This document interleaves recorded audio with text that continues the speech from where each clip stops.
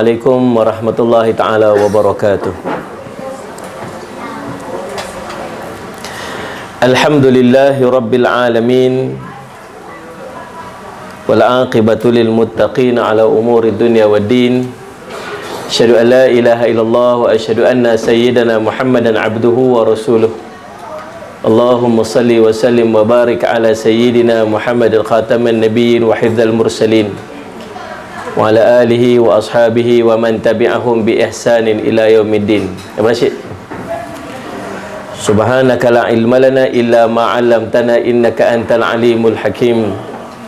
Rabbi shrah li sadri wa yassir li amri wa hlul 'uqdatam bil lisani yafqahu qawli.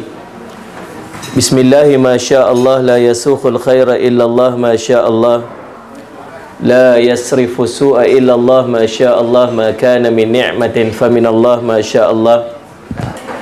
Wala hawla wala quwwata illa billah al-aliyyil azim. Amma ba'd. Abang Zul main duduk kat depan. Ni kursi dah. Abang Zul. Tuan-tuan dan puan-puan sidang hadirin dan hadirat yang dirahmati oleh Allah sekalian, alhamdulillah, segala puji dan syukur kita panjatkan kepada Allah Subhanahu wa taala. Dengan limpah kurnia inayah taufik daripada Allah, kita dipertemukan lagi pada malam ini. Setelah berapa bulan kita bercuti, 2 bulan saja, 2 kali saja cuti, 2 kali saja cuti, tapi 2 bulan lah. Mudah-mudahan pertemuan kita pada malam ini diberkati oleh Allah Subhanahu wa taala.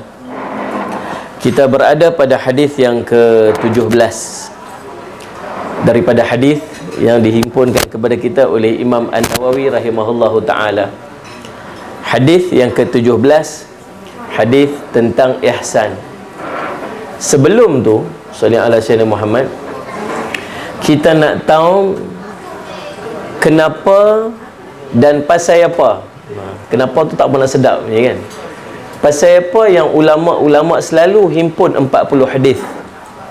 Selalu kita duk dengar ulama-ulama himpun kepada kita musalli ala sayyidina Muhammad 40 hadis.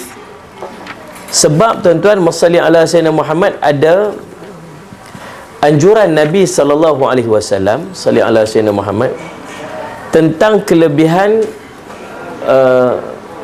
menghafaz ataupun belajar, menghafaz dan beramal dengan 40 hadis. Musalli ala sayyidina Muhammad. Jadi kita ni kalaulah setahun ambil satu hadis, 40 tahun cukup 40 hadis. Sebab hebatnya tuan-tuan, musalli ala sayyidina Muhammad, kelebihan daripada orang yang menghafaz 40 hadis. Hafaz ini dengan maksud, kata ulama, yang pertama dia ialah memang dia hafaz. Yang keduanya dengan maksud hafaz ini ialah menjaga. Menjaga ni dia belajar hadis, kemudian dia musalli ala sayyidina Muhammad, beramal dengan hadis, cuba untuk menghafaz hadis. Dari salah satunya tuan-tuan, musalli ala sayyidina Muhammad, hadis yang telah disampaikan kepada kita, diriwayatkan musalli ala sayyidina Muhammad oleh beberapa orang sahabat. Antaranya ialah man hafadha ala ummati 40 hadithan min amri diniha, kata Nabi SAW. Barang siapa daripada kalangan umatku yang menghafaz atau menjaga 40 hadis daripada urusan agama mereka, kata Nabi SAW, maka ba'athahullahu yaumul qiyamah fi zumratil fuqaha'i wal ulama. Maka nanti pada hari kiamat nanti, musalli ala sayyidina, dia akan dibangkitkan oleh Allah di hari kiamat nanti di tengah-tengah himpunan para fuqaha dan para ulama. Fuqaha ni orang-orang faqih dalam agama, dan ulama ni orang-orang alim dalam agama. Kenapa kita perlu berebut-rebut untuk bangkit di kalangan para alim ulama dan para fuqaha di padang mahsyar nanti tuan-tuan? Sebab ini jalan untuk kita bertemu dengan Nabi sallallahu alaihi wasallam. Kita ni sangat jauh pada Nabi sallallahu alaihi wasallam tuan-tuan. Kenal Nabi pun tak, pernah mimpi Nabi pun tak. Sallallahu alaihi wasallam. Tak kenal wajah Nabi tu sallallahu alaihi wasallam macam mana. Saya duduk terbayang para sahabat tuan-tuan, musalli alaihi wasallam, para sahabat Nabi sallallahu alaihi wasallam duduk dalam majlis Nabi sallallahu alaihi wasallam, duduk tengok wajah Nabi, duduk menung, duduk dengan Nabi ni tuan-tuan, terpaku wajah tu. Terpaku ni sebab apa? Sebab menikmati keindahan wajah Nabi SAW. Sampai ni hati ni tak boleh nak berenggang dengan balik-balik daripada majlis Nabi SAW. Tunggu dekat jalan-jalan, kod-kod Nabi SAW melintas dan sekadar nak tengok wajah Nabi SAW saja. Sampai Thauban, seorang sahabat Nabi SAW, riwayat cerita tuan-tuan, bila dia balik duduk dengan keluarga dia, sallallahu alaihi wasallam Muhammad, kemudian tuan-tuan, bila dia main-main dengan anak-anak dia, terlupa dengan Nabi, terlupa sekejap dengan Nabi SAW. Bila terlupa dengan Nabi ni tuan-tuan, maksudnya tiba-tiba dia teringat balik, Masya Allah, berubah muka dia, pucat wajah dia, pergi jumpa dengan Nabi, mengadu dekat Rasulullah, ya Rasulullah, tadi aku main dengan anak aku. Rasulullah kata, kenapa wajah kamu ni wahai Thauban, kenapa ni sampai pucat ni, kamu sakit ke? Dia kata, tak ya Rasulullah, tadi waktu aku duduk dengan keluarga aku, tiba-tiba aku terlupa kepada kamu ya Rasulullah. Macam mana keadaannya nanti kalau aku nanti bangkit di padang mahsyar dalam keadaan aku duduk dalam syurga, tapi syurga aku tidak bersama dengan kamu ya Rasulullah. Seolah macam tuan-tuan sekalian, masa Islam, syurga yang satu nikmat tu tak ada nikmat untuk dia sebab dia tak duduk dengan Nabi SAW. Allahu Rabbi tuan-tuan. Tu nak abang kata kasihnya para sahabat kepada Nabi SAW. Kita ni tuan-tuan sangat jauh dengan Nabi SAW. Tapi kalau tak bangkit dengan Nabi ni susah. Kalau tak bangkit di padang mahsyar dengan Nabi, kita akan berhadapan dengan masalah yang sangat susah. Di padang mahsyar, kalau siapa bangkit duduk sebelah Nabi SAW, Allah selamat hidup dia, Masya Allah Rabbi. Sebab syafaat yang paling besar ialah syafaat Rasulullah SAW. Sallallahu alaihi wasallam Muhammad. Tuan-tuan, dalam bangkit di padang mahsyar ni banyak syafaat. Syafaat anak-anak yang soleh, syafaat sahabat-sahabat yang soleh. Nanti di padang mahsyar, sallallahu alaihi wasallam Muhammad, kalau tuan-tuan dah siap-siap nak masuk syurga dah nanti, dah semua dah tuan-tuan muslimat duduk depan Allah, ada di kalangan kita nanti pergi depan Allah tuan-tuan, dosa tak ada ni di kalangan kita ni, dah siap-siap nak masuk syurga, tengok-tengok saya susah, nampaklah tu macam kenal tu siapa tu, Ustaz Jafri, ya Allah teruk sangatlah duk mangkak-mangkak kepada masyarakat tu. Waktu tu tuan-tuan saya sangat harap syafaat tuan-tuan, tolonglah pergi pegang tangan saya bawa habis, boleh tak? Oh, tak mau nak mengaku ni, insya-Allah. Angguk bila ya Ustaz, kami tak lupa. Sebab dia ada syafaat orang soleh, ada syafaat alim ulama, ada syafaat bila bangkit di padang mahsyar, alim ulama akan syafaat kita. Ni sebabnya kita nak kena bangkit dengan alim ulama. Dan masa sebab bangkit dengan alim ulama ni tuan-tuan, ini jalan untuk bertemu dengan Rasulullah SAW. Alim ulama selalu mimpi jumpa Nabi sallallahu alaihi wasallam. Hati mereka sangat dekat dengan Nabi SAW. Kata, anta ma'aman ahbabta, kamu akan bersama dengan orang yang kamu cinta di yaumul mahsyar nanti. Sallallahu alaihi wasallam. Tuan-tuan, alim ulama ni memang sangat mencintai Nabi. Bangkit-bangkit tu dia dengan Nabi dah. Kita ni tuan-tuan jauh dengan Nabi, tapi kita kenal seorang nama alim ulama dulu waktu kita hidup di dunia dulu ni. Ada ulama yang kita kenal. Ustaz, tolong saya Ustaz, kenal saya ada ni. Kenal siapa tu ni? Saya ni yang mengaji selalu dekat di Palma tu. Yang mana tu? Yang selalu tidur tu Ustaz, saya tu. Kenal. Rasulullah, tolong pegang saya bawa pergi jumpa dengan Rasulullah tuan-tuan, sebab mengharapkan syafaat. Tapi Nabi SAW pesan dekat kita yang tuan-tuan boleh buat amalan. Saya minta tuan-tuan tolong buat amalan ni. Amalan nak dapat syafaat Rasulullah sallallahu alaihi wasallam. Nabi SAW sebut, man salla alayya, siapa yang berselawat kepadaku, kata Nabi SAW, pada waktu paginya asyaran 10 kali, dan pada waktu petangnya asyaran 10 kali. Pagi 10 kali, petang 10 kali, maka dia akan mendapat syafaatku fi yaumul qiyamah, pada hari kiamat. Ini janji Nabi SAW. Hadis yang isnadnya hasan, kata para ulama. Tuan-tuan tolong set setiap hari pagi-pagi selepas bersembahyang subuh, allocate time untuk selawat, hanya 10 kali je. Ini jaminan Nabi SAW untuk dapat syafaat dia. Lepas bagi salam, lepas baca doa kan tuan-tuan selawat 10 kali. Paling tidak Allahumma salli ala sayyidina Muhammad. Itu paling minimum. Cantik sikit selawat Allahumma salli ala sayyidina Muhammad wa ala ali sayyidina Muhammad, itu lebih afdal. 10 kali. Lepas subuh 10 kali, lepas asar pula 10 kali. Ini jaminan Nabi untuk dapat syafaat Nabi sallallahu alaihi wa ala alihi wasallam. Boleh tuan-tuan? Salli ala sayyidina Muhammad. Amin. Tuan-tuan sekalian, salli ala sayyidina Muhammad. Kemudian kata Nabi SAW lagi, orang yang menghafaz, ada satu hadis yang lain. Salli ala sayyidina Muhammad tuan-tuan.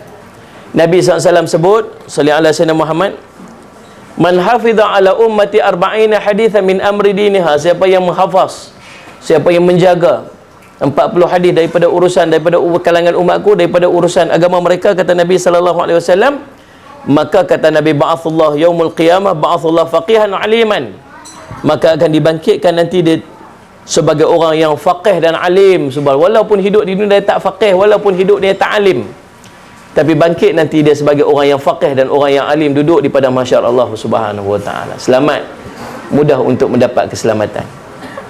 Lagi riwayat pula daripada Abu Darda radhiyallahu an, kata Nabi SAW, man hafiza ala ummati 40 hadithan min amri diniha.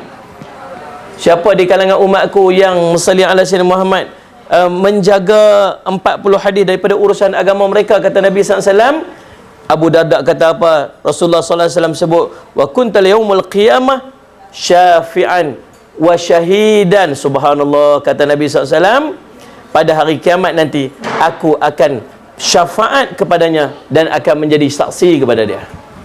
Oh subhanallah, ni dalam juta hadis ni dalam ratusan ribu hadis ni, 40 je jaga, 40 je 40 je.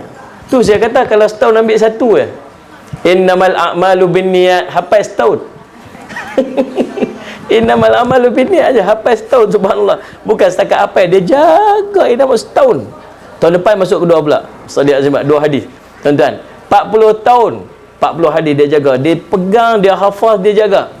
Nanti SAW, Nabi SAW dia di yaumul mahsyar, kata Nabi SAW, dia akan masalli ala sayyidina Muhammad, wa kuntu lahu yaumul qiyamah syafi'an. Nanti di hari kiamat nanti dia akan mendapat syafaat daripada aku, kata Nabi. Aku akan syafaat dia dan aku akan menjadi saksi padanya. Subhanallah, Nabi akan jadi peguam bela kita pada waktu tu. Sebab tu tuan-tuan, penting kadang-kadang kita mengaji hadis ni, salli ala sayyidina Muhammad nah. Penting, satu cabang ilmu yang sangat penting untuk kita belajar. Pasal apa? Pasal ni kalam Nabi SAW, perkataan-perkataan Nabi SAW. Tuan-tuan, Allahumma shalli ni tanda kasih Nabi. Tuan-tuan, kalaulah seorang menteri, kalau seorang sultan, masalli ala sayyidina Muhammad, tuan-tuan, dia beritahu dekat kita, tolong Ustaz sampaikan kepada nama-nama sekian-sekian, kata kita lah, Abang Rashid kata, senang sikit nak sebut nama dia, saya duduk depan, kita tanya soalan jaga. Menteri manakah, sultan manakah beritahu, tolong beritahu kat Ustaz Rashid ni, beritahu dekat dia, saya beritahu dia sekian. Kita yang terima perkataan sultan tu mesti rasa apa? Hebatnya, subhanallah, sultan cakap kat aku. Sultan beritahu ni. Tu ya, masya-Allah, kita rasa bangga. Pasal apa? Sultan sebut. Nah, bagi tahu satu apa ni dekat kita, pilih kita di kalangan orang ramai-ramai. Tuan-tuan, ini bukan sultan, ini Rasul ni tuan-tuan, daripada hawa nafsu dia. Bahkan ini kalam daripada Allah, ini wahyu daripada Allah. Sudah pasti lebih hebat. Dan tuan-tuan, masalli ala sayyidina, kalau kita rasa hebat dia tuan-tuan, masalli ala sayyidina, maka mesti kita nak jagakan kalam-kalam Nabi SAW. Ini sebab tu orang bersungguh-sungguh nak jaga hadis. Ada lagi tuan-tuan, hadis pula daripada Ibnu Mas'ud pula, subhanallah, yang ni lagi dahsyatlah, masya-Allah, man hafiza ala ummati 40 hadithan min amri diniha. Siapa di kalangan umatku, kata Nabi SAW, yang menjaga, menghafaz 40 hadis daripada urusan agama mereka, kata Nabi SAW, Allahu Rabbi qila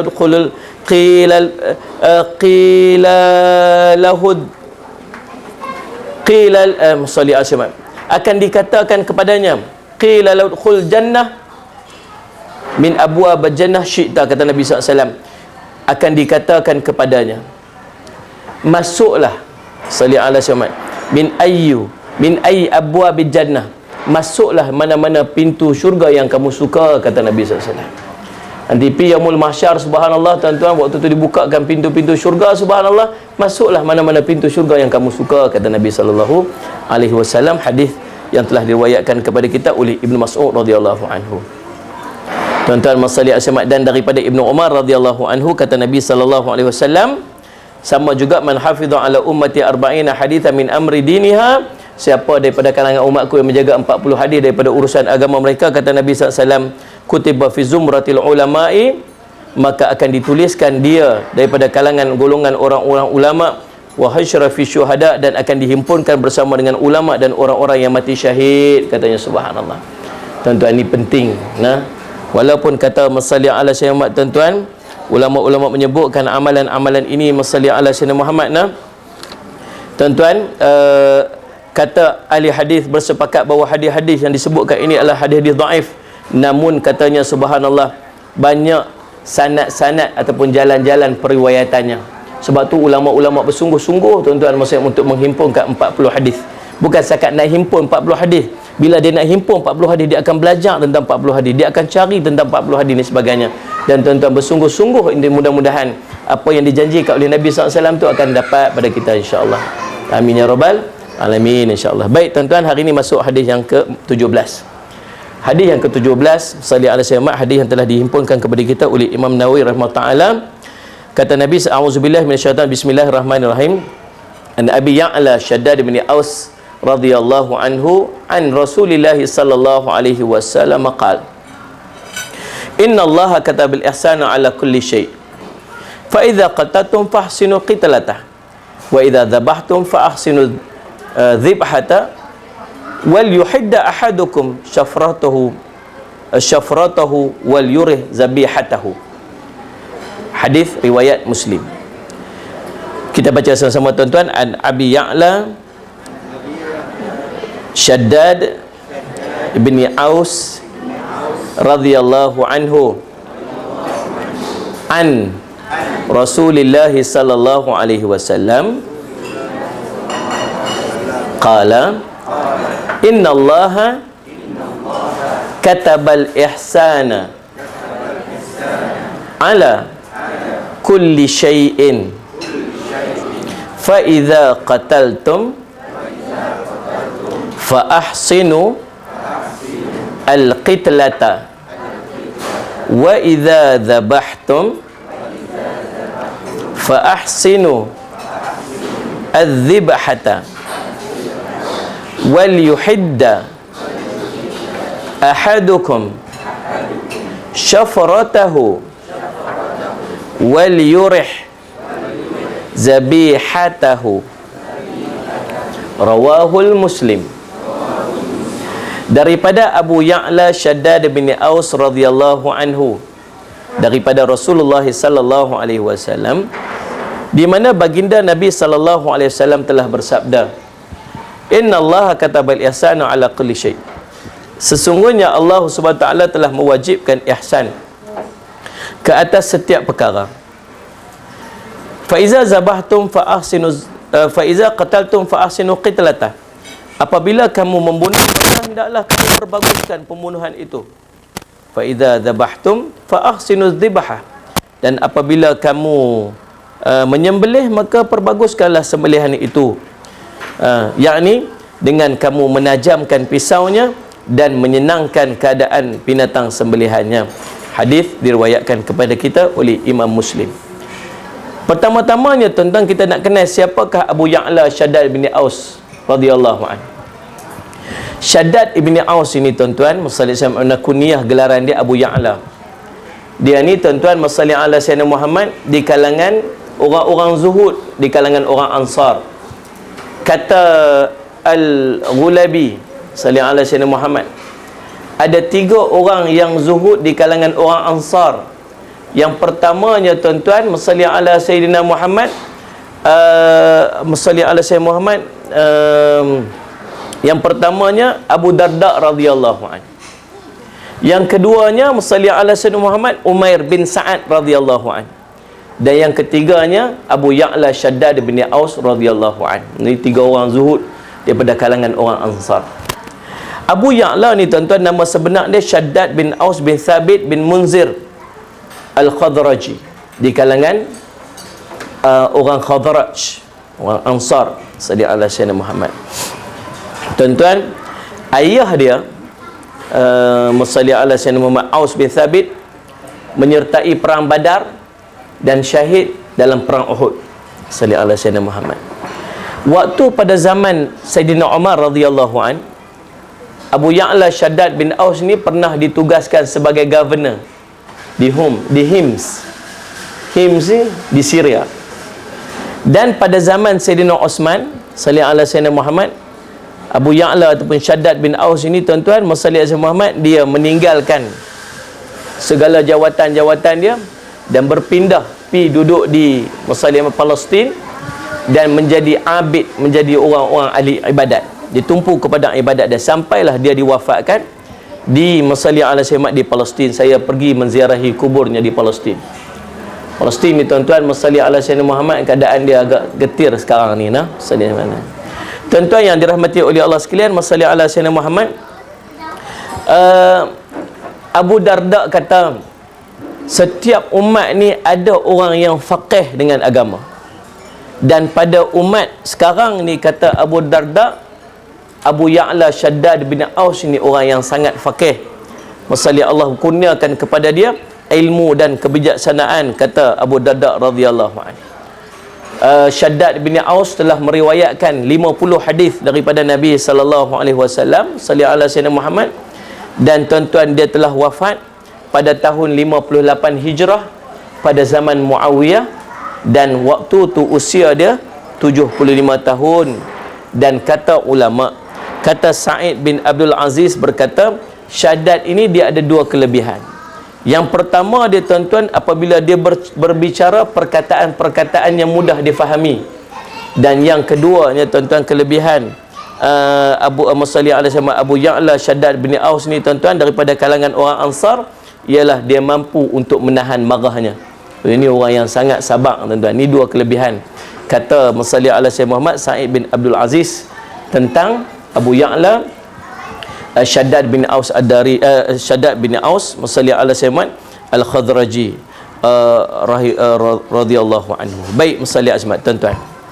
Hadis ini cerita tentang ihsan. Ihsan ni apa, tuan-tuan? Masalli ala Sayyidina Muhammad. Kata ulama, ihsan ni dia ada dua keadaan. Yang pertama, ihsan yang pertama ini ialah ihsan dalam beribadah kepada Allah. Ihsan dalam ibadat. Apa maksud ihsan dalam ibadah? Nabi SAW sebut dalam hadis, waktu malaikat Jibril mai duduk depan Nabi SAW, ittala alaina rajulun syadidu bayadus siyab syadidu sawal sya'r la yura alaihi asrus safar wala ya'rifu minna ahad hatta jalasa ila Nabi sallallahu alaihi wasallam fa asnada rukbatai ila rukbatai wa dha'a kaffai ala fakhdhai wa qala ya Muhammad akhbirni 'anil Islam. Faqala Rasulullah sallallahu alaihi wasallam, Islamu an tashhadu an la ilaha illallah Muhammadar Rasulullah wa aqimus salah wa yu'tuz zakah wa hajjil bait. Musalli sama tu hadis tentang musalli al-jamat, tentang apa? Tentang Islam. Kemudian akhbirni anil iman, ceritakan kepada aku tentang iman, kata malaikat Jibril itu. Kemudian Muhammad akhbirni anil ihsan. Hadis itu cerita tentang tiba-tiba muncul seorang lelaki di kalangan kami, yang Musa yang sungguh putih pakaiannya, sungguh hitam rambutnya. Tiba duduk depan Nabi SAW, lutut bertemu dengan lutut, letak dua tapak tangan di atas pahanya. Ditanya, ya Rasulullah akhbirni anil Islam, ceritakan kepada aku tentang Islam. Nabi pun cerita tentang rukun Islam. Kemudian akhbirni anil iman, ceritakan kepada aku tentang iman. Lalu Nabi SAW cerita tentang 6 rukun iman. Kemudian cerita akhbirni anil ihsan, ceritakan kepada aku tentang ihsan. Lalu Nabi SAW kata apa? Anta'budallaha ka'annaka tara fa illam takun tara fa innahu yarak. Kamu beribadat kepada Allah seperti mana kamu nampak Allah. Kalau kamu tak nampak Allah, ingat bahawa Allah sedang melihat kamu. Ini dua tingkatan ihsan, kata ulama. Yang pertama tingkatan ihsan ni apa, tuan-tuan? Maksudnya dia panggil maqamul musyahadah. Apa maksud maqam musyahadah? Tu Nabi kata anta'budallaha ka'annaka taraha. Kamu ibadat kepada Allah macam kamu nampak Allah. Itu maqamul musyahadah. Musyahadah ni menyaksikan. Dia buat ibadat tu, dia seolah-olah macam dia duduk berdiri di depan Allah. Oh, subhanallah, tuan-tuan. Ni tingkatan yang sangat tinggi. Dia main macam mana perasaan macam tu? Dia main tu atas masalli ala Muhammad, tuan-tuan. Atas dia merasakan masalli ala Muhammad akibat daripada cinta dan pengagungan yang tersangat-sangat kepada Allah. Kita tak sampai tahap tu lah. Kita ni peringkat yang kedua, harap-harap. Jangan terkeluar pada dua ni. Yang kedua ni apa dia namanya? Maqamul masalli ala Muhammad muraqabah. Muraqabah ni apa, tuan-tuan? Yang tadi sebut antaqbudallaha ka'annaka tara fa illam takun tara fa innahu yara. Kalau kamu tak boleh nak berasa, tak boleh nak nampak Allah, ingat Allah duk melihat kamu. Kita berasa macam tu. Harap-harap macam tu lah. Tapi duk berasa bukan macam tu. Kita duk berasa, tuan-tuan tengok kita ni macam mana. Ibadat kita waktu ada orang, ibadat kita waktu tak ada orang lain. Belain. Kalau tuan-tuan main masjid, semayang lain. Semayang sama, tapi cara dia lain. Pakaian kita beza. Faham tak? Pakai Masya Allah Robi, kan telekung sangat cantik, meleret macam tu. Faham tak? Siti Khadijah, Siti Aisyah, Siti Salwa, semua dah. Macam misal nama 200 220. Masya-Allah. Saya kata, mak berapa ni kain telekung ni? 220, Masya-Allah. Mesti pakai ni mesti khusyuk kan, saya kata.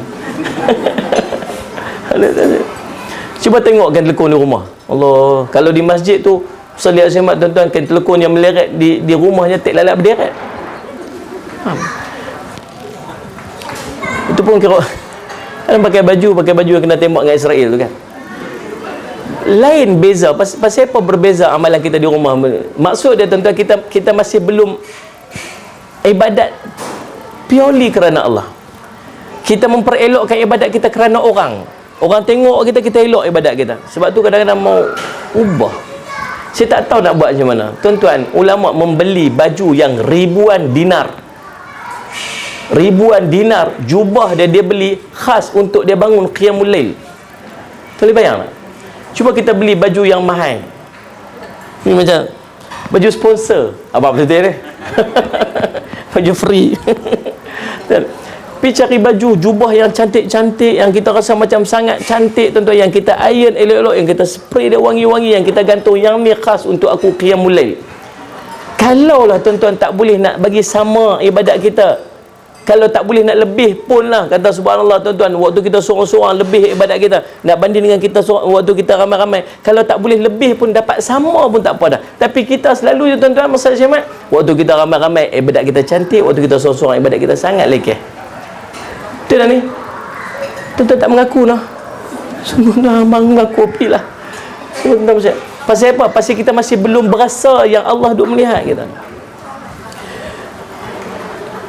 Dia ada satu sifat ihsan ni tuan-tuan, dia dipanggil Nabi SAW. Salah satu daripada sifat yang kena ada dekat kita, Nabi kata sifat malu. Solat sama. Kalau kamu tak malu, kamu buatlah apa yang kamu suka, kata Nabi SAW. Hadis yang kita jumpa nanti. Malu ni tuan-tuan, satu dia mai fitrah, kata ulama. Fitrah ni maksud dia mai tu tuan-tuan, malu ni maksud bila dia lahir tu sifat malu tu ada pada dia. Orang perempuan cara malu perempuan, orang lelaki cara malu orang lelaki. Dan sifat fitrah kepada malu ni tuan-tuan ialah dia tak mau buat sesuatu yang akan menjatuhkan aib dia. Itu sifat fitrah. Kita takkan buat sesuatu yang orang akan kata kita ni teruk lah, ni apa. Faham tak? Dan kalau kita nak buat pun kita akan sembunyi supaya orang tak nampak dan orang tak kata dekat kita, tak akan jadi aib dekat kita. Yang keduanya sifat malu yang diusahakan, kata ulama. Usaha ni macam mana? Dengan asbab hidayah, dengan dia mengaji. Sebab tu tuan-tuan perasan, dulu ni waktu kita tak mengaji, kita kan malu. Kita tak malu kan? Faham tak? Dengan waktu tu subhanallah, rambut macam hantu Kak Limah, kita bukan segan. Pagi-pagi hantar anak pergi sekolah pakai baju kelawak, tahu baju kelawak? Ekon kiri kanan, atas bawah, depan belakang ni, wah. Orang dia tak segan, dia tak malu. Waktu tu tuan-tuan masa kita pergi disco, masya-Allah, Robi. Faham tak? Buat dalam Facebook. Pergi disco. Belakang hard rock, masya-Allah, Robi duduk pakai seluar pendek. Selfie, subhanallah, ambil gambar ramai-ramai duduk, tuan-tuan sekalian. Tak segan. Isytihar semua orang apa maksiat kita buat. Tak malu? Betul tak ni? Pun tak mengaku juga. Pi panggung wayang, subhanallah, tulis tu, pen tu wangi dah, subhanallah. Sebelum lipat tu berbedak. Sama-sama buka, keluar masya-Allah, Rabi batuk dulu tuan-tuan sekalian, nak buka surat apa ni, surat tu. Kalau berjumpa dengan pak kita, tuan-tuan boleh tahulah. Kan? Aduh, subhanallah tuan-tuan semua. Lah ni tuan-tuan, dia publish dalam Facebook, buat tak tahu ya. Anak-anak kita umur belah-belah tahun dekat sekolah, tuan-tuan, masya-Allah, Rabi ni peluk ni, subhanallah tuan ni. Sani Allah syamat tuan-tuan. Tak malu dah, masya-Allah, Rabi. Kadang-kadang anak-anak kita tuan-tuan umur belah-belah tahun dalam Facebook tulis apa? Ku mencari imamku, belum jumpa imamku, dia kata. Saya kata nak cari imam pergi masjid lah, umur 65 dah, 68 dah, duda dah, semua dah pergi lah kat masjid. Dia tak malu, dia tak segan duk isytihar, subhanallah tuan-tuan. Tak ada orang dah hilang sifat malu. Dan kita pun macam tu dulu tuan-tuan sekalian, masya-Allah, tunjuk apa maksiat kita buat dan kita sikit pun tak segan. Lah ni tuan-tuan, bila duk main mengaji sikit, tuan-tuan dah mula main rasa malu. Kita dah mula meninggalkan maksiat. Peringkat kedua, dia mula meninggalkan maksiat waktu orang duk ada. Tapi belakang orang duk buat lagi. Faham tak? Waktu ni tuan-tuan, apa ni, Facebook pula dia keluar memori 5 tahun lepas, 4 tahun lepas, keluar balik gambar tu. Jenuh cari pula nak hide lagu mana ni, tak boleh hide lah, subhanallah. Kawan pula duk tag kat situ, kelang kabut dah tuan-tuan, dua gambar seluar pendek dengan kaki bulu macam beruang waktu tu. Nama saya mat. Dah mula malu dah. Pasal apa? Makin dia makin dekat dengan Allah, dia mula timbul perasaan malu. Faham tak tuan? Dia malu apa? Malu orang lihat maksiat dia. Waktu tu dia balik dah kepada fitrah dia. Tapi bila dia mengaji lagi, dia pergi duduk kuliah lagi, duduk apa semua, duduk dalam majlis ilmu, duduk dengan orang baik-baik, dia main satu peringkat lebih tinggi tuan-tuan sekalian. Mula dah timbul dalam hati dia sifat ihsan. Ihsan ni macam mana? Dia mula meninggalkan maksiat walaupun di belakang orang. Depan orang pun dia tak buat, belakang orang pun dia tak buat dah. Sebab apa? Waktu tu dia dah berasa dah Allah duk melihat dia. Waktu ni dia mula timbul sifat ihsan.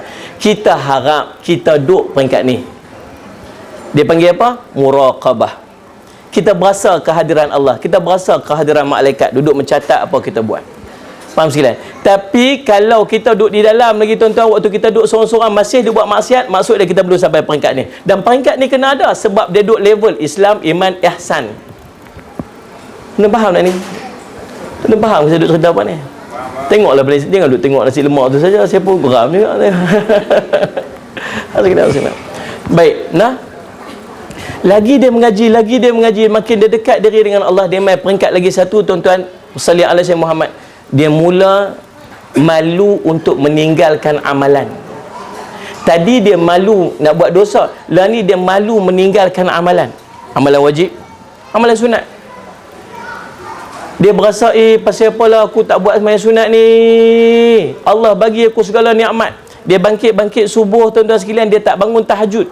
Lepas dia bagus subuh ni, tahajud dia tak buat. Dia kata apa? Aku malu sungguh dengan Allah ni. Allah bagi aku nikmat, Allah kejut aku bangun pagi ni, Allah bagi dekat aku nyawa aku balik, Allah bagi anak isteri yang aku duduk ada, tiba-tiba tahajud 2 rakaat aku tak boleh nak buat. Dia berasa malu dengan Allah. Tuan-tuan, ni peringkat lebih tinggi dah. Dan sampai peringkat lebih satu lagi tinggi tuan-tuan, sampai ke benda yang harus untuk dia lakukan pun dia tak sanggup untuk buat. Sebab apa? Sebab dia malu dengan Allah. Benda yang harus musalli azman. Faham tuan-tuan? Ni sifat ihsan. Ihsan apa? Ihsan dalam beribadat kepada Allah. 2 peringkat ni. Satu peringkat dia panggil musyahadah, satu lagi tuan-tuan dia panggil masalli ala Sayyidina Muhammad, muraqabah. Muraqabah berasa kehadiran. Musyahadah berasa dia berdiri di depan Allah. Tuan-tuan, masalli ala Sayyidina Muhammad. Itu peringkat ihsan yang pertama, dia panggil ihsan dalam beribadat kepada Allah. Satu lagi peringkat ihsan, salli ala Sayyidina Muhammad, ihsan terhadap makhluk. Ihsan terhadap makhluk ni dia kira macam mana? Ihsan terhadap makhluk ni, dia nak buat apa muamalah bersama dengan makhluk, sesama makhluk ni, dia ada timbang cara dia. Dia ada adab-adab dia. Macam mana dia tak mau orang melukakan hati dia, dia tak mau melukakan hati orang, itu dia panggil ihsan. Dia nak buat satu benda, dia tak mau subhanallah satgi orang terasa macam itulah keadaan dia. Dia menimbang-nimbang dengan hati dia. Bukan setakat manusia, juga bermuamalah bersama dengan haiwan pun diajak adab-adab. Salli ala Sayyidina Muhammad. Yang ni yang kita nak bincang hari ni. Fokus perbincangan hadis ni ialah urusan kita sesama makhluk, bukan yang bab ibadat tadi ni. Yang ni nak bincang tentang urusan kita sesama makhluk, sama ada manusia ataupun haiwan, dalam bab pembunuhan. Baik, masalli ala Sayyidina Muhammad. Apakah yang dimaksudkan dengan ihsan dalam pembunuhan? Ihsan dalam pembunuhan ini, masalli ala Sayyidina Muhammad, ialah keadaan atau tata cara di mana pembunuhan itu akan dilakukan. Salli ala Sayyidina Muhammad. Dia listkan dekat kita. Yang pertama dia kata, salli ala Sayyidina Muhammad, pembunuhan musuh-musuh di medan peperangan. Ustaz Syamad, ada tak adab-adab yang diajak kepada kita untuk bunuh musuh dalam peperangan? Bolehkah membunuh musuh dalam peperangan? Boleh, dibenarkan kepada syarak. Ustaz Muhammad, kalau musuh tu menyerang kita macam tu keadaan, boleh membunuh? Boleh, dengan adab-adab yang telah ditentukan pada syarak. Salli ala Sayyidina Muhammad. Kata Nabi sallallahu alaihi wasallam, kata ulama, salli ala Sayyidina Muhammad, cara yang paling mudah untuk membunuh orang-orang kafir dalam medan peperangan ialah dengan memenggal leher-leher mereka. Disuruh pancung. Allah sebut dalam Quran, fa idza laqimul ladzina kafaru, fa idza laqitumul ladzina kafaru fadarbar riqabi, ila akhir ayat. apabila kamu bertemu dengan orang kafir di medan perang, maka pancung leher mereka, kata Allah dalam Al-Quran surah Muhammad ayat 4. Nabi SAW telah mencegah daripada mencincang-cincang atau memburuk-burukkan rupa mayat musuh yang telah berjaya dibunuh, sama ada sebelum musuh itu dibunuh ataupun selepas daripadanya. Dan dalam Sahih Bukhari bahawa Nabi SAW telah menegah daripada perbuatan mencincang atau memotong mayat musuh. Di dalam Musnad Ahmad dan Sunan Abi Daud daripada hadis Imran bin Husain dan Samurah bin Jundub radhiyallahu anhuma bahawa Nabi SAW telah melarang perbuatan mencincang dan memotong mayat musuh. Sampai macam tu Islam ajak. Lepas tu tuan-tuan tengok, kalau ada dia petunjuk dekat dalam YouTube, dalam video, ada tentera-tentera Islam yang duduk, itu bukan yang diajak dalam agama. Pasal apa Islam suruh pancung? Pancung ni, putihkan kepala ni tuan-tuan, sebab nerve dia duduk dekat sini, sakit tu kan. Kalau dia potong daripada belakang ni, maksudnya saraf yang bawa kepada sakit, rasa sakit tu dia akan immediate. So dia putih dan dia tak akan berasa sakit, dia segerakan kematiannya. Tak boleh lepas mati piduk cincang, piduk buat apa, salih ala syamat kepada musuh. Nah, itu yang pertama. Dia panggil apa? Pembunuhan salih ala syamat Muhammad kepada musuh dalam medan perang. Cara dia. Dibenarkan juga kalau kita nak berlawan dengan musuh ni guna senjata yang setara. Beritahu kalau pakai macam tu kena pakai pedang sajalah. Pakai pedang saja, musuh main dengan tanker, dengan nyapang apa semua, kita duduk lawan pedang tak boleh lah. Maka kata Allah dalam Quran, masalli ala syamat, faman ya'tada alaikum fa'tadu alaihi mithli ma ma'tada alaikum, ila akhir ayat surah Al-Baqarah ayat 194. Kata Allah dalam Quran, oleh sebab itu barang siapa menyerang kamu, maka seranglah dia seimbang dengan serangan terhadapmu. Maksud dia, masalah syamat tuan-tuan, boleh guna senjata yang sesuai, yang setara dengan dia. Nah, tapi conclusion daripada arahan Allah tu apa? Kalau nak bunuh musuh, mesti bunuh yang supaya dia tak rasa sakit, cepat-cepat matikan dia. Nah, yang kedua, qisas. Qisas ni apa? Qisas ni berlaku kalau misalnya ala sayyidina Muhammad, seseorang itu dia melakukan sesuatu yang menghalalkan kembali darah dia. Contoh macam misalnya orang yang membunuh orang yang lain, bila dia bunuh tuan-tuan, maka halal balik darah dia. Ataupun dia berzina, yang muhsan, seorang lelaki berzina, perempuan berzina yang telah berkahwin, maka halal darah dia. Nah, pembunuhan dia macam mana? Masalah Muhammad pun sama tuan-tuan. Adapun pembunuhan hukuman qisas, maka tidak harus memotong-motong atau mencincang mayat yang telah dilaksanakan hukuman qisas ke atasnya. Sebaliknya, pembunuhan itu hendaklah dilakukan dengan pedang. Sekiranya orang yang melaksanakan qisas itu secara sengaja telah memotong dan mencincang musuh yang kena mencincang tubuh si kena bunuh, maka Imam Malik, Imam Asy-Syafi'i dan Imam Ahmad sebagai pendapat mereka yang masyhur tentang perkara ini mengatakan, orang yang melaksanakan pembunuhan qisas itu hendaklah dibunuh sebagaimana dia membunuh, sampai tahap macam tu. Nah, masalah semacam itu. Itu cerita dia. Yang berikutnya tuan-tuan, masalah ala sayyidina Muhammad. Larangan ketika membunuh, sama ada musuh ke orang yang dia qisas ke sebagainya, larangan membakar dengan api. Yang ni penting juga, kena tahu. Pasal kita tengok baru ni video tuan-tuan, masalah ala sayyidina Muhammad, Allah, masya-Allah. Seorang pilot kan, pilot Jordan, waktu dia ditangkap, saya lihat di mana? Di Syria kan. Kemudian dia dikurung dalam satu pagar besi. Kemudian diletak api keliling tu tuan-tuan, ditarik, masya-Allah Rabbi. Dia duduk dekat dalam. Yang cucuh kat ujung ni tuan-tuan, api pusing-pusing dia. Bakar dia tuan-tuan, subhanallah. Waktu bakar tu kita duduk tengok dia duduk angkat tangan macam tu. Sampai jatuh dia tuan-tuan, jatuh melutut ni. Tengok daging-daging ni. Allah Rabbi tuan-tuan, nitik-nitik. Seksanya Nabi sangat larang tuan-tuan. Kalau ada macam tu perbuatan-perbuatan yang dia claim kata tu daripada Islam, tu bukan daripada Islam, sebab Nabi larang. Kita baca hadis. Telah sabit daripada hadis dalam Sahih Bukhari bahawa Rasulullah SAW telah mengizinkan membakar dengan api mula-mula, kemudian melarangnya agar menjadi satu perkara yang tegas dan teguh dalam pengamalan iltizam. Telah riwayatkan oleh Bukhari daripada Ibnu Abbas radhiyallahu anhuma bahawa Nabi SAW pernah bersabda, la tu'adzibu bi'adzabillahi azza wa jalla. Janganlah kamu mengazab dengan azab Allah Azza wa Jalla, kata Nabi SAW. Nah, musalli ala sayyidina Muhammad. Bahkan musalli ala sayyidina termasuk dalam membakar ini mencakupi haiwan-haiwan dan serangga-serangga pun tak boleh.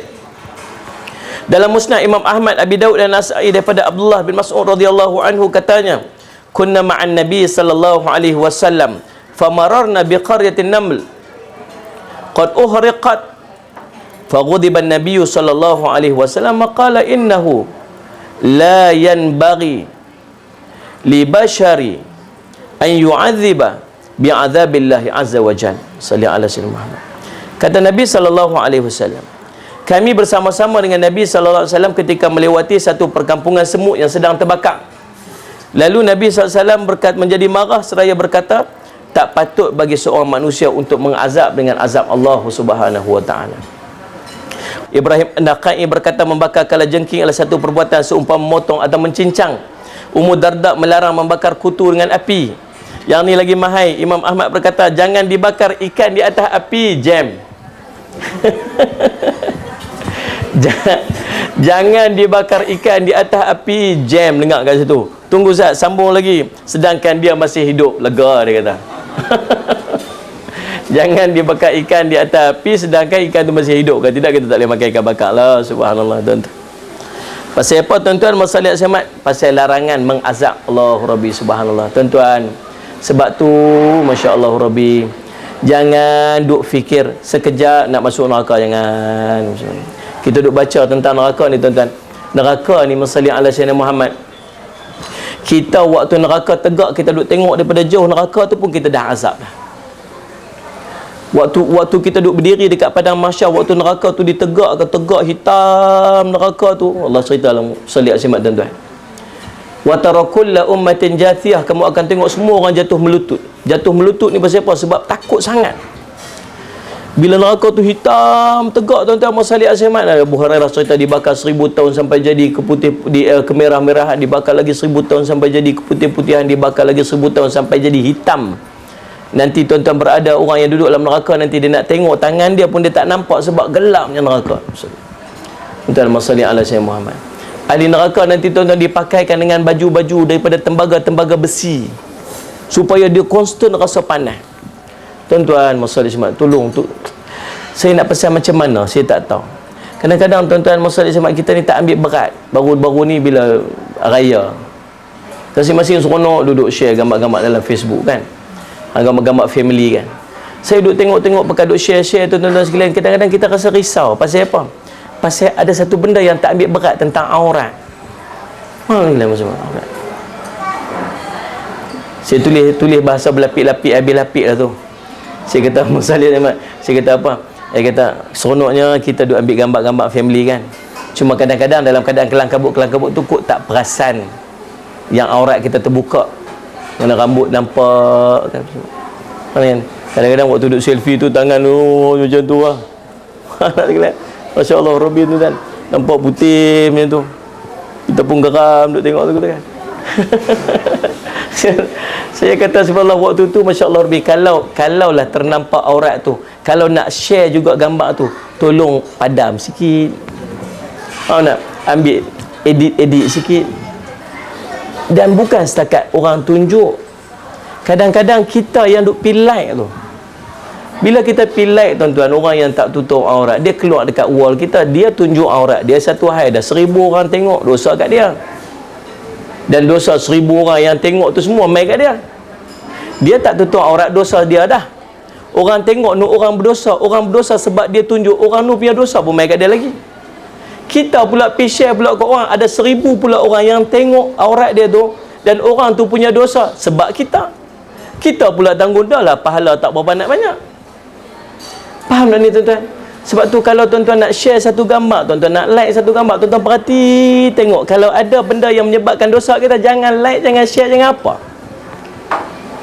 Faham tak? Kalau boleh hide from timeline, hide. Kita duk baca kisah salih ala Sayyidina Muhammad waktu Nabi SAW pergi Isra' Mi'raj. Kita baca waktu Nabi naik Isra' Mi'raj, Nabi tengok masalah semua, ada seorang perempuan yang digantung rambut dia, Gantung rambut dia ambil batu, dia letak di bawah tapak kaki dia. Yang membakar ni tuan-tuan ni jatuh daging-daging ni. Muka-muka daging-daging mukanya jatuh. Daging-daging tubuhnya jatuh disebab panas tu. Dah habis daging-daging dia jatuh ni tuan-tuan, jatuh pula lekang-lekang pula tulang-tulang dia disebabkan panas tu. Kemudian tuan-tuan ditumbuh balik subhanallah kulit-kulit dia. Sebab apa? Sebab Allah nak bagi continuously berasa sakit. Tanya nerve ni, kita punya apa sensor untuk sakit duduk di kulit kan. Sebab tu Allah cerita dalam surah Yasin, Allah bagi balik, Allah bagi jadi balik. Cepat-cepat Allah bagi jadi balik. Pasal apa? Pasal nak bagi rasa sakit tu berterusan. Jatuh daging-daging, naik balik, tumbuh balik, sekali jatuh balik. Sahabat tanya Rasulullah, ni siapa? Ni orang yang azab teruk sangat ni. Ni orang yang menunjukkan aurat dia, orang yang membuka aurat dia kepada orang yang halal untuk dia kahwin. Tuan-tuan, macam mana kita nak pesan? Tolonglah subhanallah, selai rambut pun jangan tunjuk ke orang. Sebab tak tahan. Azab neraka ni sangat kita tak tahan. Tak patut dengan selai rambut nak kena azab teruk dalam neraka. Faham tuan-tuan? Salli ala Sayyidina Muhammad. Kata Allah dalam Quran, salli ala Sayyidina Muhammad, alaihim narun muqsadah. Neraka ni tuan-tuan, jurang dia dalam. Jurang dia sangat dalam. Nabi satu hari, para sahabat duduk dengan Nabi SAW, tiba-tiba dengar bunyi gum jatuh. Bunyi apa Rasulullah? Rasulullah kata, kamu tahu bunyi apa tu? Allah wa Rasulullah, Allah dan Rasul je mengetahui bunyi apa. Dia kata, itu bunyi batu yang dilemparkan di pintu, di jurang api neraka 70 tahun yang lalu, sudah sampai ke dasar.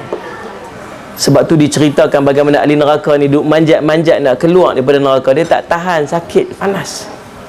Bila duduk panjat jatuh sebab terlalu tinggi jurang neraka tu. Bukan setakat tu, Allah cerita alaihim narun muqsadah. Api neraka ni ditutup di atas dia. Supaya apa? Supaya panas tu tak keluar dan mengurangkan haba. Berputar-putar panas tu subhanallah. Tuan-tuan, Allah cerita dalam Quran, Allah Rabbi ni minuman makanannya. Tuan-tuan, la'akiluna min syajarin min zaqum. Ada makanan, ada lapar, minum, dahaga. Allah cerita, salli ala Sayyidina Muhammad tuan-tuan. Wa in yastaghithu yughasu kalmashwil wujuh bi'sa syarab wa sa'at murtafaqa. Allah cerita dalam Quran. Surah Al-Kahfi ayat 31. Kenapa? Apabila mereka minta pertolongan disebabkan oleh dahaga, lapar sangat, dahaga minta. Diberi minum daripada air hamim ni. Air yang sifat dia macam tembaga yang panas. Tuan-tuan boleh bayang orang bakar api tu, bakar besi tu, dia nak buat besi tu yang merah. Apabila dituang ke dalam mulut dia tuan-tuan, ni akan membakar wajah dia. Bukan cerita yang masuk dalam perut ni. Ni yang duduk kena haba membakar wajah-wajah dia. Tuan-tuan masa iman. Sebab tu saya sebutlah, janganlah duduk fikir seminit dua nak masuk neraka. Jangan. Ni azab Allah simpan kat kita. Apa saja amalan yang boleh gugurkan, boleh buang dosa kita, buat. Allahumma salli ala Sayyidina Muhammad. Sebut cerita amalan-amalan yang akan memadam dosa, buat, usaha sungguh-sungguh buat. Taubat sungguh-sungguh. Minta supaya Allah padam, ampun dosa-dosa kita. Salli ala Sayyidina. Tuan-tuan. Ustaz Syed. Baik. Azab Allah bakar. Manusia tak boleh guna azab Allah. Walaupun kepada serangga, makruh hukum dia. Salli ala Sayyidina Muhammad. Apatah lagi nak bakar manusia. Masya Allah Rabbi. Salli ala Sayyidina. Baik. Kemudian tuan-tuan, adab lagi ketika kita membunuh ialah adab larangan daripada mengikat dan memanah binatang. Aja ikat binatang pergi panah dia. Salli ala Sayyidina. Iaitu seekor binatang diikat kemudian dituju dengan anak panah dan seumpamanya sampai mati. Nabi SAW larang. Dalam Sahih Bukhari dan Muslim daripada Anas radhiyallahu anhu bahawa Nabi SAW telah melarang perbuatan seumpama itu. Dalam Sahih Bukhari dan Muslim juga Ibnu Umar radhiyallahu anhuma berkata bahawa dia telah melalui satu kaum yang mengikat seekor ayam di belakang sebatang kayu, di atas sebatang kayu, kemudian melontarinya. Beliau berkata, siapa yang melakukan sedemikian ini, sesungguhnya Rasulullah SAW telah melaknati orang yang melakukan perbuatan ini. Kita waktu budak-budak lu nakal gitu, ikut kampung kan, tangkap ayam. InsyaAllah Rabbi. Yang kelima, larangan menjadikan sesuatu yang bernyawa sebagai sasaran. dalam Musnad Imam Ahmad daripada Abu Hurairah radhiyallahu anhu bahawa sesungguhnya Rasulullah SAW melarang daripada memanah binatang lalu dimakan, akan tetapi hendaklah disembelih terlebih dahulu kemudian panahlah jika mahu. Baik tuan-tuan, musalli ala sayyidina. Habis itu larangan membunuh. Kemudian kita nak bincang tentang adab-adab nak menyembelih binatang pula. Ni nak masuk korban. Macam mana adab-adab nak sembelih binatang diajak oleh Nabi SAW. Di dalam agama Islam terdapat adab-adab yang mesti seorang beriltizam dengannya ketika melakukan penyembelihan secara keseluruhannya. Ia merupakan pengajaran amali daripada ihsan dan belas kasihan. Seumpama itu terhasil dengan penajaman pisau agar penyembelihan itu akan dilakukan dengan alat yang tajam yang akan mempercepatkan hilangnya nyawa binatang sembelihan tersebut. Cerita kalau kesimpulan daripada nak sembelih binatang ni guna benda tajam yang dia cepat mati, itu ya cara dia. Baik, salli ala sayyidina Muhammad. Telah diriwayatkan oleh Imam Ahmad dan Ibnu Majah daripada Ibnu Umar radhiyallahu anhu katanya Rasulullah SAW telah memerintahkan agar dua perkara. Yang pertama, menajamkan pisau. Yang pertama, pisau tu bagi tajam sungguh-sungguh. Baru ni kita tengok satu video tuan-tuan, masalah sebab budak tu dia ajak sembelih ayam, sembelih putih kepala dia. Itu terlampau tajam. Yang kedua, menyembunyikan daripada pandangan binatang sembelihan. Jangan tunjuk dekat binatang waktu nak sembelih. Saja dia pergi tunjuk kat lembu tu. Nampak? Action lah. Lembu tu kata, abang tunggu saat ni. Dia siap pesan kat lembu. Lembu, ni aku nak korban ni lah. Ni ingat tau, muka ni ingat tau. Ni pesan kat lembu. Nanti bangkit di padang mahsyar, dia kata, ingat tau ni, dah naik kenderaan, ingat tau. Lembu tu pun, lembu tu kata kat dia. Aduh. Hari ni ada soalan, salih al-Samad tuan-tuan. Sebab kadang-kadang nak buat korban tapi tak ada duit. Faham lah kita pun tuan-tuan Muslimat. Ni mahal lah ni. Tahun lepas 550 je, tahun ni dah 600 lebih, naik 100. Saya duk cadang selalu dah tuan-tuan Muslimat. Tuan-tuan, tahun depan mau azam buat korban. Ni tuan-tuan duk ada ni. Ramai malah ni. 800 dah malah ni. Tuan-tuan, setiap orang ni tolong azam nak buat korban tahun depan. Cara dia buat macam mana? Tuan-tuan, ambil RM1 sehari. RM1 sehari, setahun dapat 360. Tak cukup RM2 sehari. Sehari RM2. Boleh RM2 sehari simpan? Okok boleh beli? Kalau tuan-tuan tak ada lah. Di cerita Afrika Selatan tu, dia jenis okok. Tuan-tuan, masalah Ahmad, sehari RM2. Ambil RM2 sehari simpan. Ambil beli satu tabung. Tulis tabung tu, tabung korban 143. Tahun depan apa? Takkan nak kena pick up tengok kalender dulu kot. 143 8. 1438 tabung korban. Sehari RM2 masuk, sehari RM2 masuk, sehari RM2 masuk. So tahun depan tuan-tuan ada 660 lebih kurang. Cukup dah untuk korban tahun depan? Faham Nana? Sorry. Kadang kita berkira sungguh dengan Allah ni. Kira masya-Allah Rabbi. Ni baru ni duk bincang pasal KWSP syariah. Tak ada? Sebenarnya Ustaz, macam mana? Wajib ke? Boleh ke? Apa hukum nak kena transfer ke KWSP syariah? Wajib transfer ke KWSP syariah. Pasal apa wajib? Pasal dulu kita down bila duk highlight kata ada masalah dengan investment yang tak menepati syarak, ada syubhah dia, ada apa, kita duk risau kita ni tuan-tuan, sebab duit kita tu duit kita dan dilaburkan kepada tempat yang tak sepatutnya, dan kita tak boleh nak buat apa, nak bawa keluar tak boleh sebab wajib masuk dekat dalam tu. Nang butinang, kui buti kui. Nak keluar tak boleh, nak masuk tak boleh. Tapi tak boleh nak redha. Terpaksa duduk tapi tak boleh redha. Pasal apa? Pasal ada syubhah. Dan kita tahu benda tu, it was highlighted. Semua orang tahu. It was declared.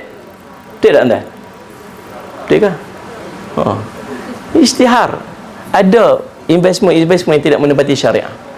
Maka tuan-tuan, kita tak boleh nak buat apa. Tiba-tiba selepas kita duduk fight kita pun semua, akhirnya dibuat satu yang dikatakan syariah. Bila dah ada, dulu tak ada option, tak boleh buat apa. Lah ni dah ada option. Bila ada option, maka wajib pindah pergi tempat yang kita. Tapi dia query pula, dia kata apa? Yang ni, yang nu dia ada minimum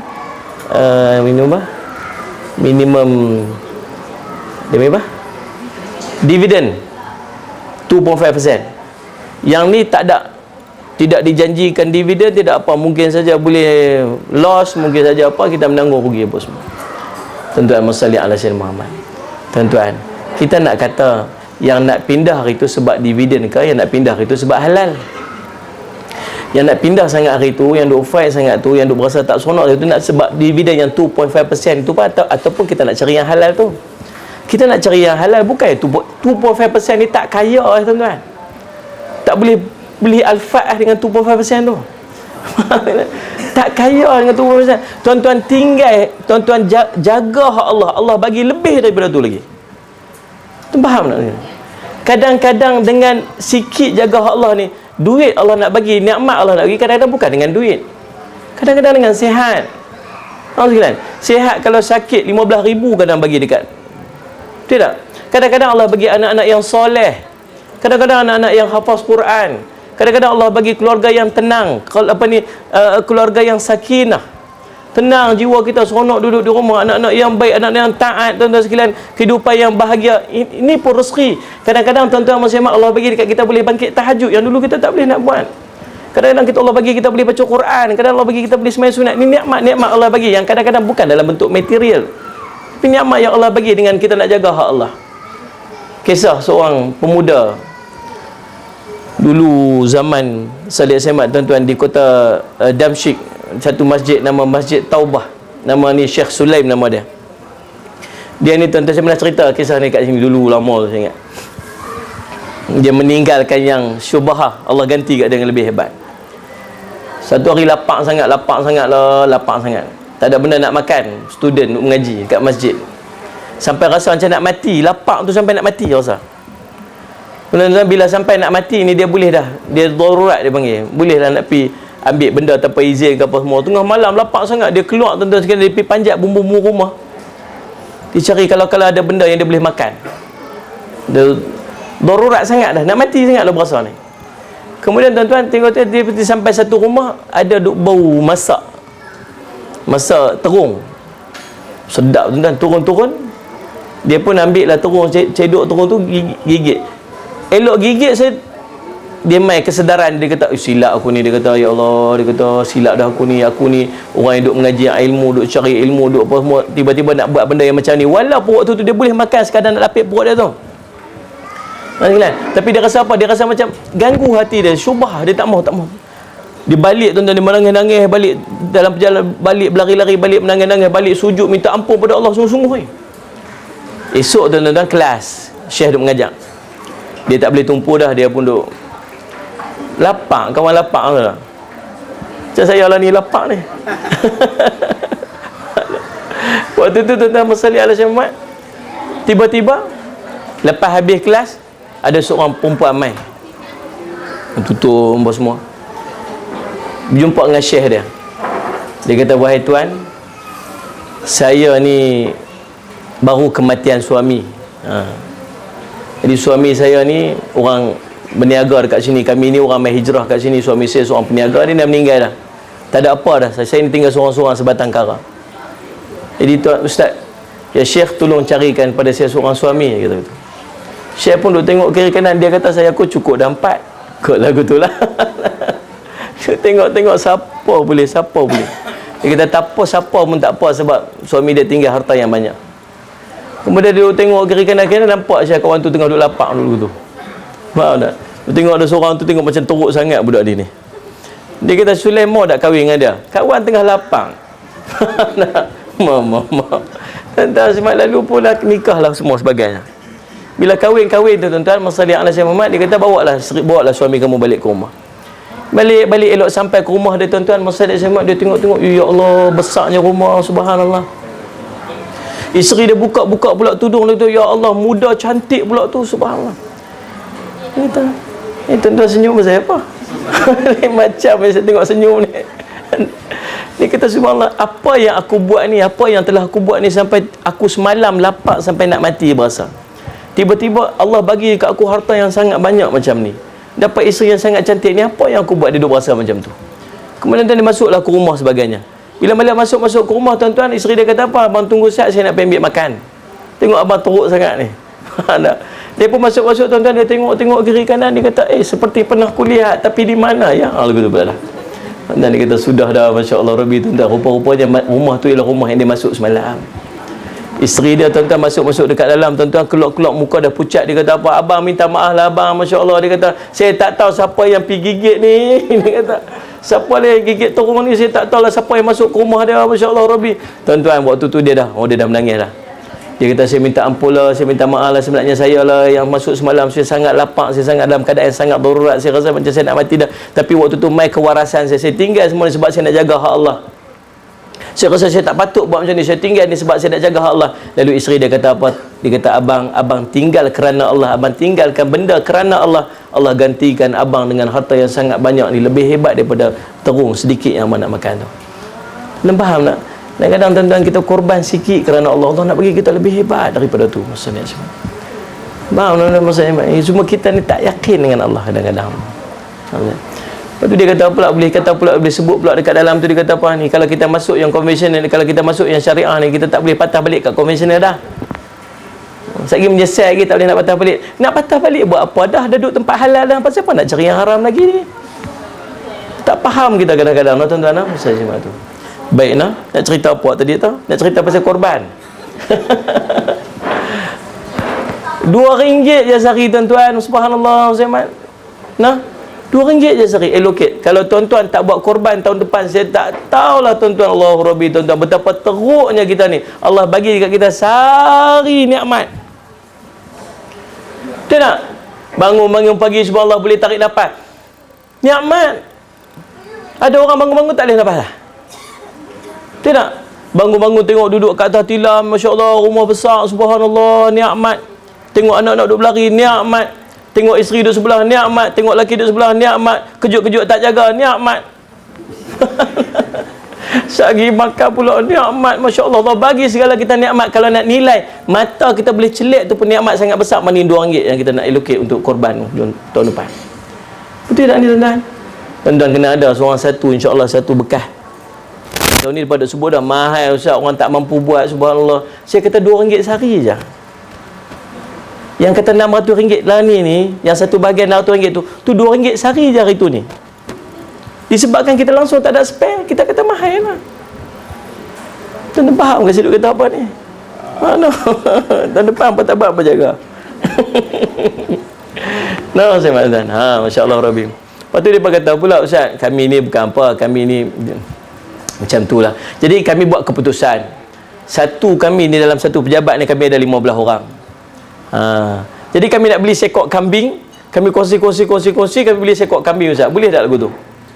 Tuan-tuan masalah Muhammad, masya-Allah Rabbi. Tuan-tuan, kalau sekok kambing tu satu bahagian. Kalau nak kongsi juga sekok lembu, bolehlah 7 orang. Satu bahagian maksud 1 orang.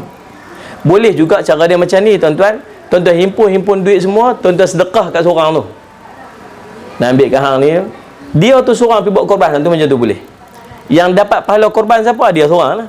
Yang lain dapat pahala sedekah pergi kat dia lah. Dia benaci macam tu dia kata. Tuan-tuan masih mana? Cerita dia macam tu. Sebab kesian kambing tu kalau naik 15 orang. 15 orang dah kambing tu lagu tu, subhanallah.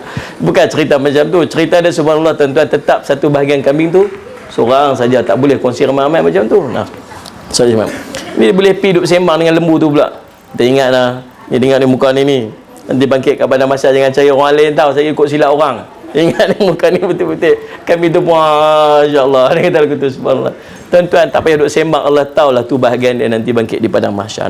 Sallallahu alaihi Muhammad. Tuan-tuan, pun begitu masya-Allah Rabbi.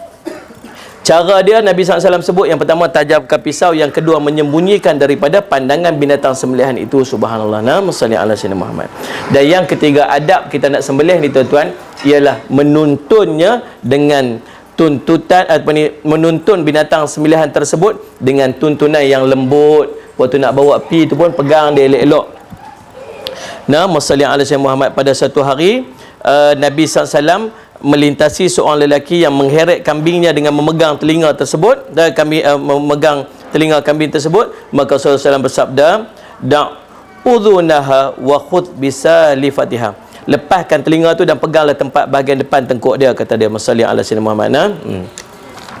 Baik tuan-tuan, masalli ala Sayyidina Muhammad. Dari ihsan juga, kata Nabi SAW, dia kata ulama, ialah hendaklah menyembelih binatang itu dengan memotong 3 urat di lehernya. Dalam Sunan Abu Daud daripada Ibnu Abbas dan Abu Hurairah radhiyallahu anhum daripada Nabi SAW bahawa Nabi SAW telah melarang menyembelih binatang dengan memotong kulitnya tanpa memotong ketiga-tiga urat di lehernya. Sebagaimana mustahab untuk tidak menyembelih dengan sebagaimana tuan-tuan sekalian, ada lagi beberapa daripada adab yang berikutnya tuan-tuan, ialah tidak menyembelih dengan kehadiran binatang. Next, nunggu di depan dia, tak boleh adab. Saya pernah tengok tuan-tuan sekali, mereka nak sembelih korban, ada seekor yang on cue duduk depan. Kesian lembu tu, saya tengok tuan-tuan, duduk tengok, dia tak bergerak, tengok sampai habis, sampai turn dia tuan-tuan. Allah, dia protes, boleh tahu lah. Sebab apa? Orang ada perasaan. Bukan orang, binatang tu ada perasaan. Dia pun tahu tuan-tuan, dia rasa takut, dia apa semua sebagainya. Nah, masalli ala Sayyidina Muhammad. Kemudian tuan-tuan yang berikut dia apa? Menghadap ke arah kiblat. Salat Jumaat. Kemudian yang ketiga apa? Membaca bismillah ketika menyembelih. Yang keempat, membiarkan sejuk sehingga lenyap jiwa dia. Subhanallah. Kadang duk makan yang apa, ayam-ayam yang ayam proses kan. Ada kes hari tu yang bila depa rush ke kilang-kilang, depa tengok macam ayam yang sembelih, ada yang sembelih kat deri. Oh tuan, ada yang langsung tak ada kisah sembelih. Saya pernah forum dengan seorang imam muda. Dia cerita waktu dia program imam muda tu, dia bawa ke kilang proses ayam tu kan. Dia kata satu kilang proses ayam, dia letak conveyor, sangkut kaki tu, dia akan bergerak, pergi kemudian dia celup kepala dekat apa air yang ada arus elektrik tu, kemudian satgi dia sampai sembelihan. Lepas sembelihan tu dia akan biar sekejap, kemudian dia akan release masuk dalam boiling water, nak bagi lekang-lekang dan apa semua. Dia ada certain timing. Yang ngam-ngam dia mesti sampai celup, kemudian sekejap dia sembelih, kemudian sekejap ayam tu akan mati. Bila mati baru dia lepas masuk dalam air panas. Tapi disebabkan kadang-kadang ketamakan ni, dia cepatkan timer tu. Dia conveyor tu lebih laju. Kalau tadi mungkin 3 minit, 5 minit dia akan dapat 10,000, tapi cepat sikit dia dapat 15,000, dapat 20,000 untung. Banyak kan. Tapi waktu tu tuan-tuan dia tengok, waktu tu nak sembelih pun tak sempat. Kadang-kadang jatuh dalam air panas tu, ayam tu masih belum mati. Mati itu sebab bukan sebab sembelih, mati itu sebab lemah. Waktu tu kita makan bangkai. Selepas 2 tahun operasi baru tarik balik lesen halal. Siji halal kita dah makan berpuluh-puluh ekor dah. Wah sekalian. Sebab tu macam-macam kita ni. Semayang tak sedap, ibadat tak seronok. Semayang tak khusyuk, baca Quran tak sedap, ibadat tak. Pasal apa? Orang makan makanan benda yang kita tak jaga. Nah, solat sunat. Yang berikutnya tuan-tuan, menghadirkan niat qurbah, ini bertakarub kepada Allah SWT, dan mustahab juga mengiktiraf bahawa binatang sembelihan itu adalah kurniaan Allah SWT. Justru Allah SWT mempermudahkan binatang-binatang semuanya untuk kita dan mengurniakan sebagai nikmat ke atas kita.